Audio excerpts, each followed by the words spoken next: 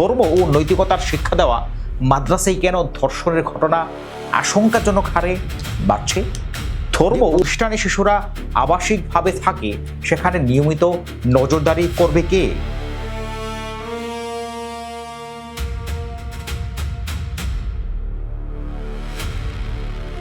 একটি শিশুকে যখন কোনো আবাসিক শিক্ষা প্রতিষ্ঠানে পাঠানো হয়, তখন শুধু পড়াশোনার দায়িত্ব নয়, তার নিরাপত্তার দায়িত্বও তুলে দেওয়া হয় প্রতিষ্ঠানের হাতে।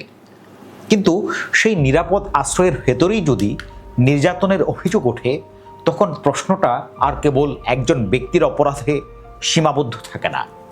প্রশ্ন ওঠে, নজরদারি কোথায়, জবাবদিহি কোথায়, আর অভিযোগ উঠলে বিচারই বা কতটা নিশ্চিত হয়? মাদ্রাসায় যৌন নির্যাতনের বিষয়টি নতুন নয়। সম্প্রতি বিষয়টি বেশি করে আলোচিত হচ্ছে। সাম্প্রতিক সময়ে দেশের বেশ কয়েকটি মাদ্রাসায় শিক্ষার্থীদের যৌন নির্যাতনের অভিযোগ সামনে এসেছে। কুষ্টিয়ার কুমারখালী থেকে চট্টগ্রামের বাঁশখালী, নেত্রকোনা থেকে গাজীপুর, বিভিন্ন ঘটনায় শিক্ষক বা প্রতিষ্ঠান প্রধানের বিরুদ্ধে অভিযোগ উঠেছে এবং কয়েকটি ঘটনায় গ্রেফতারও হয়েছে অভিযুক্তরা। তবে আলোচনার শুরুতেই একটি গুরুত্বপূর্ণ তথ্য পরিষ্কার করা দরকার। বাংলাদেশে মাদ্রাসা ভিত্তিক যৌন নির্যাতনের কোনো নির্দিষ্ট সরকারি পরিসংখ্যান নেই। মানবাধিকার সংস্থাগুলো সাধারণত সংবাদ মাধ্যমে প্রকাশিত ঘটনাগুলো থেকে ধর্ষণের হিসাব করে। ফলে দেশের মোট ধর্ষণের কত শতাংশ মাদ্রাসায় ঘটছে এমন নির্ভুল পরিসংখ্যান এখনো নেই। তবু সামগ্রিক চিত্রটি খুবই উদ্বেগজনক। হিউম্যান রাইটস সাপোর্ট সোসাইটি হিসাবে 2026 সালের জানুয়ারি থেকে জুন পর্যন্ত দেশে 404টি ধর্ষণের ঘটনা ঘটেছে। ভুক্তভোগীদের মধ্যে 238 জন শিশু ও কিশোরী। অন্যদিকে আইন ও সালিশ কেন্দ্রের হিসাবে একই সময়ে ধর্ষণ ও সংঘবদ্ধ ধর্ষণের ঘটনা 319টি। এর মধ্যে 164 জনই শিশু বা অপ্রাপ্তবয়স্ক। অর্থাৎ সংকটটি শুধু মাদ্রাসার নয়, কিন্তু আইন ও সালিশ কেন্দ্রের পর্যবেক্ষণ বলছে শিক্ষা প্রতিষ্ঠান ভিত্তিক ধর্ষণ ও যৌন হয়রানির অধিকাংশ ঘটনা মাদ্রাসায় ঘটছে। বিশেষ করে ছেলে শিক্ষার্থীদের যৌন নির্যাতনের ঘটনাকে তারা উদ্বেগজনক বলে উল্লেখ করেছেন। প্রশ্ন হলো, ধর্ম ও নৈতিকতার শিক্ষা দেওয়া মাদ্রাসায় কেন ধর্ষণের ঘটনা আশঙ্কাজনক হারে বাড়ছে? মানবাধিকার কর্মী ও গবেষকদের বক্তব্যে উঠে এসেছে কয়েকটি কারণ আছে এতে।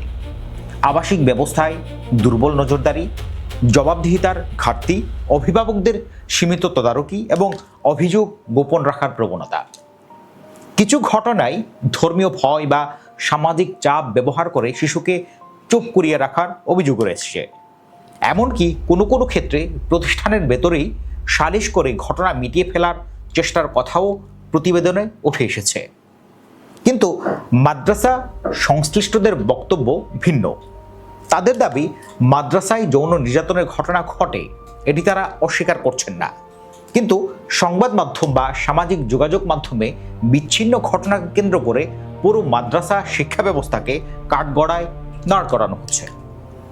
কওমি মাদ্রাসা সংশ্লিষ্টদের কেউ কেউ বলছেন, অনেক প্রতিষ্ঠানে এখন সিসিটিভি, অভিযোগ জানানোর ব্যবস্থা এবং যৌন হয়রানি প্রতিরোধের নীতিমালা রয়েছে।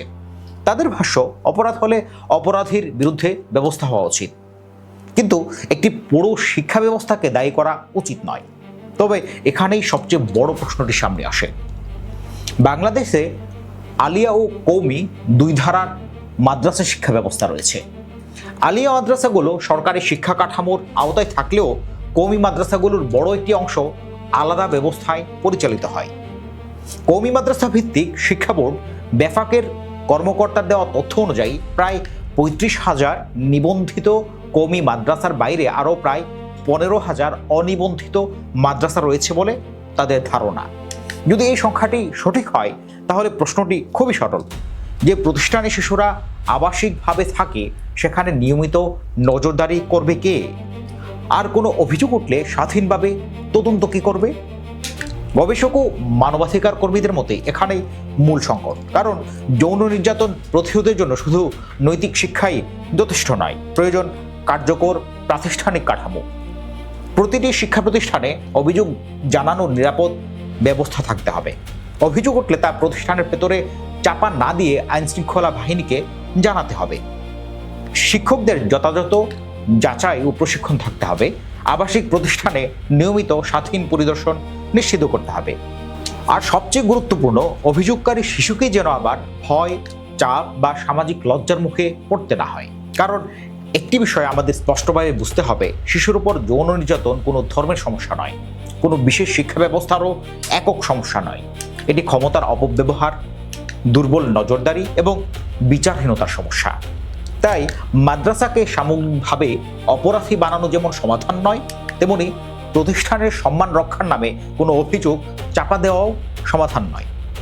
প্রশ্ন হওয়া উচিত নয় প্রতিষ্ঠানটি মাদ্রাসা কিনা, প্রশ্ন হওয়া উচিত সেখানে একটি শিশু কতটা নিরাপদ। কারণ শিক্ষা প্রতিষ্ঠানের সবচেয়ে বড় পরিচয় তার ধর্মীয় বা প্রাতিষ্ঠানিক পরিচয় নয়, তার সবচেয়ে বড় পরিচয় সেখানে শিশুরা নিরাপদ কিনা। আর কোনো শিশুর নিরাপত্তার প্রশ্নে আপোষের কোনো সুযোগ নেই। দ্য ভয়েস 24 থেকে মুক্তার আহমদ।